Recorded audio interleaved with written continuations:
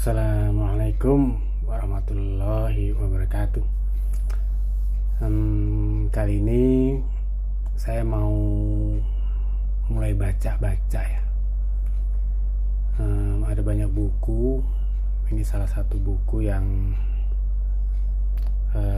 dulu milik Bapak ya. Setelah Bapak sudah dipanggil Allah, ini sebagai mudah-mudahan sebagai kelanjutan pahala untuk beliau baca buku, beliau beli bukunya.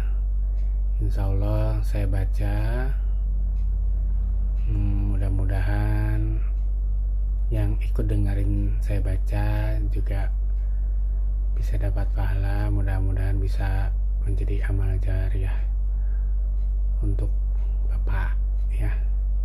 Bismillah, kita baca ya sebuah buku Tafsir Juz Amma, ini dari Tafsir Ibnu Katsir. Kita coba baca. Saya akan mencoba baca dari awal pelan-pelan ya. Ini benar-benar baca. Ya, Bismillahirrahmanirrahim. Ini Tafsir Juz Amma, hadis atsar matan, ini tulisan Bapak.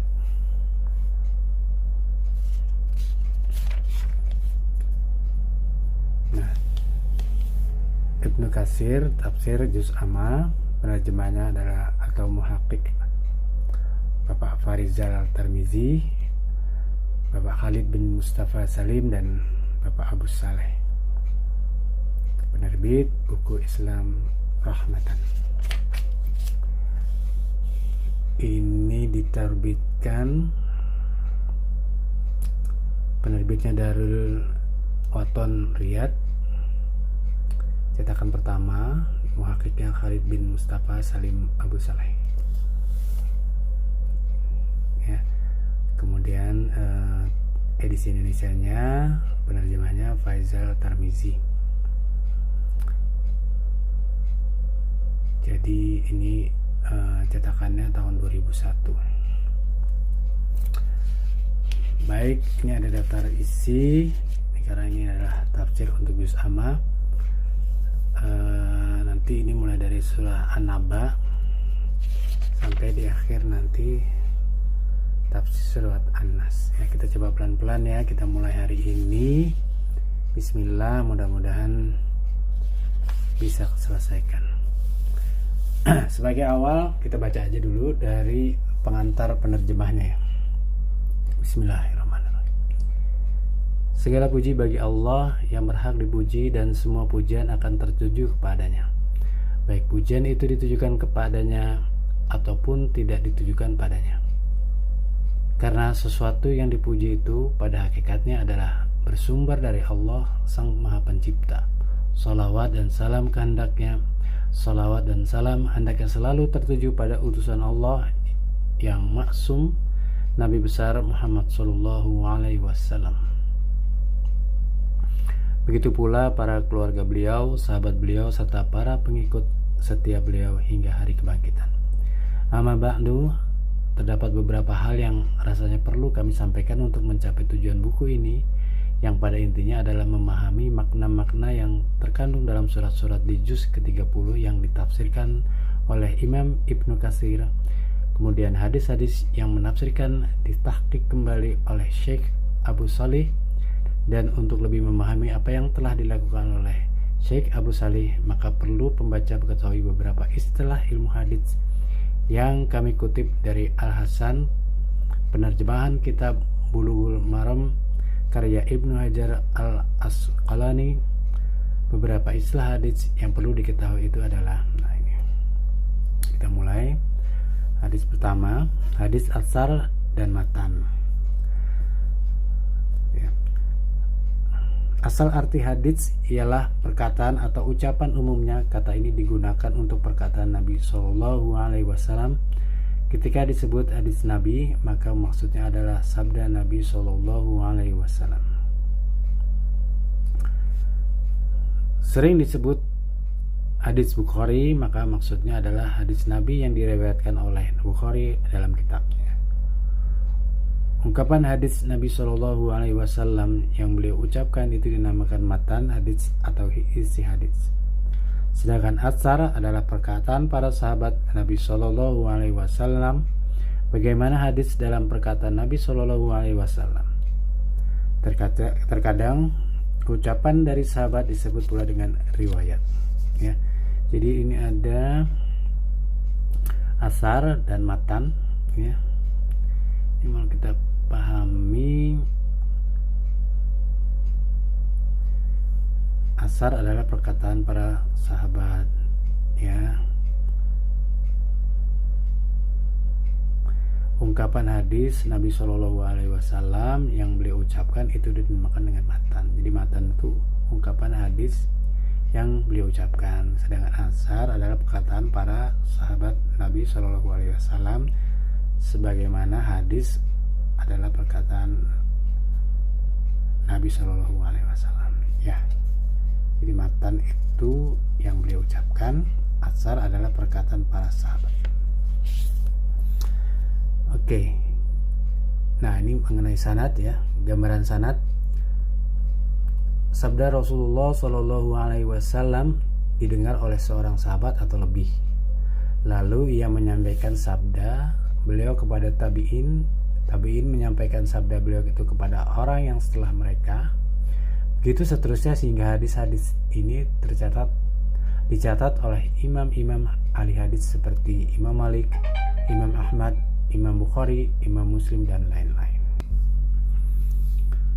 Imam Bukhari misalnya berkata bahwa hadis ini diucapkan kepada saya oleh seseorang bernama A, dan A berkata diucapkan kepada saya oleh B, dan B berkata diucapkan kepada saya dari C, dan C berkata diucapkan kepada saya dari D, dan D berkata diucapkan kepada saya dari E, dan E berkata diucapkan kepada saya dari F, dan F berkata diucapkan kepada saya dari Nabi Shallallahu Alaihi Wasallam. Menurut contoh ini, antara Nabi dan Bukhari ada 6 orang, dan 6 ini tidak mesti, melainkan bisa saja jadi kurang atau lebih. Ya. Nah, itu kita sebut dengan sanad ya, gambarannya di sanadnya ya. Nah, bagaimana maksud dari sanad itu. Ini kemudian bagian ketiga, rawi, sanad, dan yang mengeluarkan. Jadi tiap-tiap orang dari A sampai F yang disebutkan di atas adalah rawi atau perawi atau yang meriwayatkan. Dan sejumlah rawi pada suatu hadits dinamakan dengan sanad, yang terkadang disebut pula isnad. Sedang yang dimaksud dengan yang mengeluarkan hadits adalah orang alim yang mencatat hadits Rasulullah Shallallahu Alaihi Wasallam, yaitu para imam ahli hadits seperti Imam Malik, Bukhari, Muslim, Abu Daud, At-Tirmidzi, serta lain-lainnya. Nomor keempat, ini membahas mengenai hadits marfu. Hadits marfu adalah suatu hadits yang diriwayatkan dari Nabi Shallallahu Alaihi Wasallam oleh seorang rawi kepada rawi-rawi lainnya sehingga sampai kepada ulama yang mengeluarkan hadits itu, seperti Bukhari, Muslim, Abu Daud, dan lain-lainnya. Dinamakan hadits marfu, yaitu hadits yang riwayatnya diangkat sampai kepada Nabi Shallallahu Alaihi Wasallam. Kalau ada perkataan ahli hadits bahwa hadits ini dimarfukan oleh seorang sahabat seperti Abu Hurairah misalnya, maka maksudnya bahwa Abu Hurairah menyatakan bahwa hadits itu dari Nabi Shallallahu Alaihi Wasallam dan bukan merupakan pendapatnya sendiri. Ya. Oke, jadi kalau disebut hadits marfu bahwa ada yang ahli hadits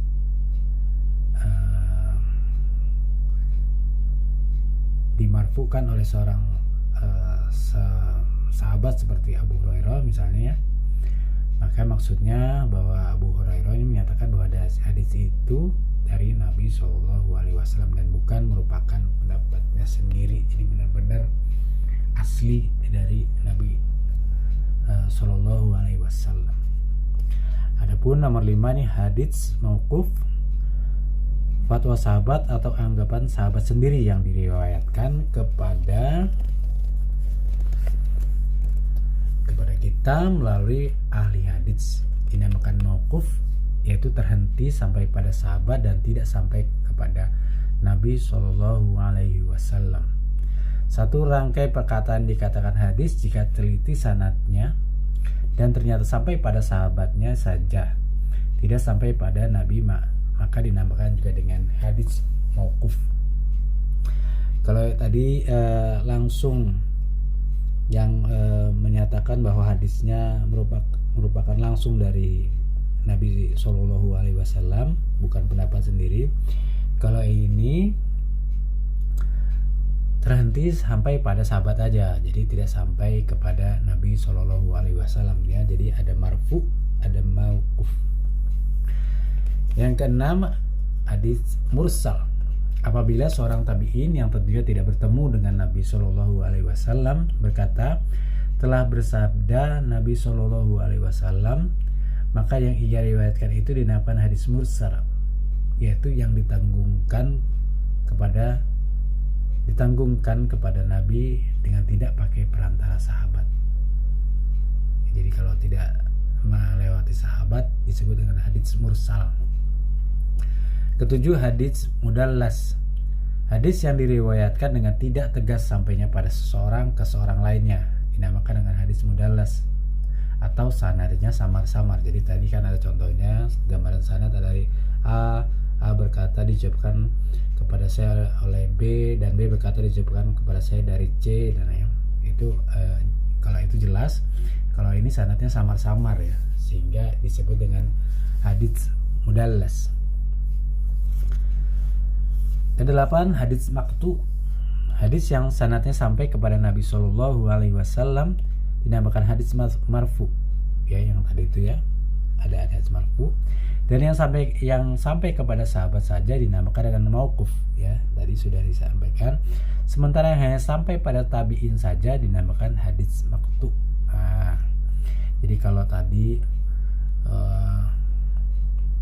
sanadnya sampai dengan Nabi Shallallahu Alaihi Wasallam disebut dengan marfu. Kalau hanya sampai dengan sahabat saja mauquf. Sementara yang hanya sampai pada tabi'in saja dinamakan hadis maqtu. Ya. 9, hadis munqati. Jika gugur nama seorang rawi karena memiliki sifat yang tidak baik sebagai seorang perawi hadis, seperti pendusta atau buruk hafalannya, hadis yang pada sanadnya terdapat satu atau dua orang yang gugur, maka hadis tersebut dapat dinamakan hadis munqati. Jadi kan tadi seperti gambaran sanad dari A berkata dijawabkan kepada saya oleh B, dan B berkata dijawabkan kepada saya dari C, dan seterusnya ya, seperti contoh tadi di awal. Kalau satu atau dua orang yang gugur itu karena pendusta atau buruk hafalannya gitu ya, maka dia gugur dan disebut dengan hadits munqati.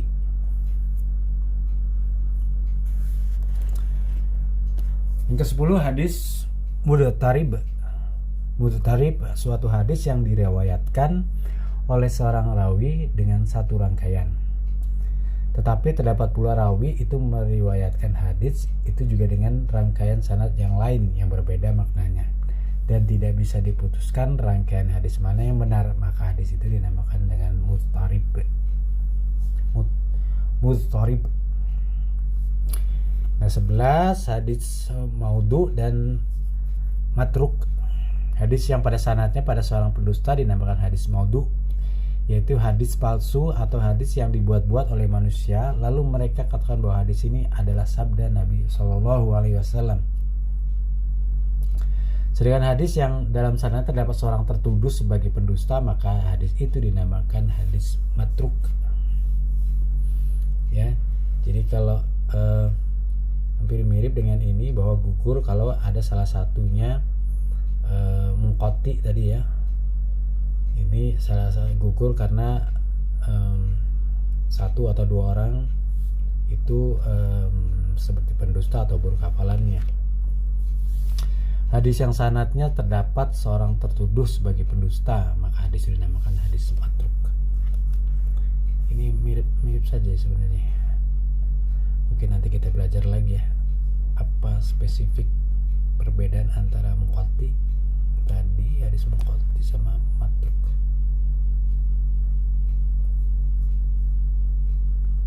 Ini kalau itu tertuduh, mungkin ya ini tertuduh karena ini tertuduh sebagai pendusta. Kalau ini seperti pendusta, ini mungkin kalau ini sudah jelas-jelas pendusta maka munqati. Sedangkan matruk kalau yang sanadnya terdapat tertuduh ya. Selanjutnya kita baca lagi. Oh, ini dia. Orang yang tertuduh pendusta itu terkadang disebut dengan juga matruk, yaitu yang ditinggalkan, yang tidak diambil atau yang dibuang hadisnya. Ya, tertuduh. Nomor 12, hadis munkar.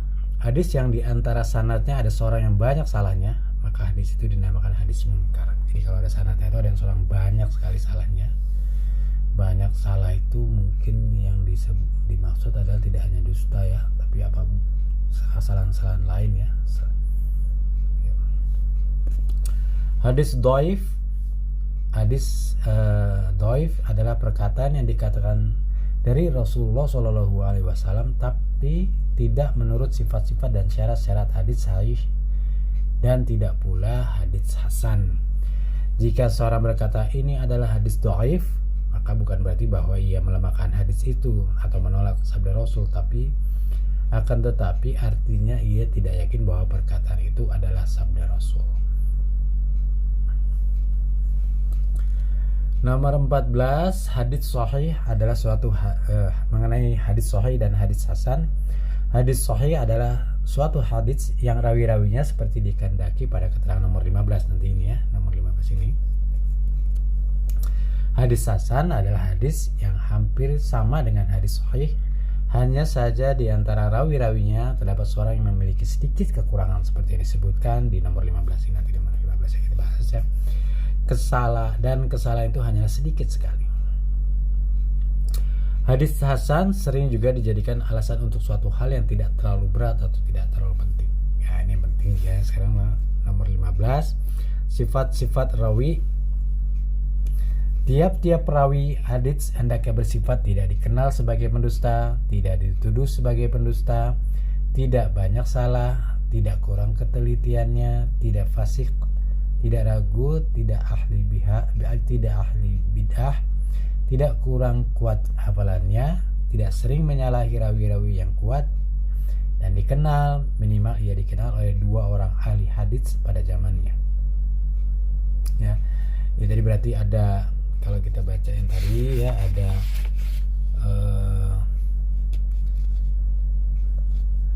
munqati sama hadis matruk ya. Ini kelihatan nih sebenarnya. Tidak dikenal sebagai pendusta, berarti sudah pasti di pendusta, dan tidak dituduh sebagai pendusta ya. Jadi kalau tadi kita baca mengenai munqati, ini dituduh, ini sudah pasti seperti pendusta, ini pasti pendusta. Kalau hadis sudah dikenal dia sebagai pendusta, dia pasti munqati, salah satu sanadnya ada pendusta.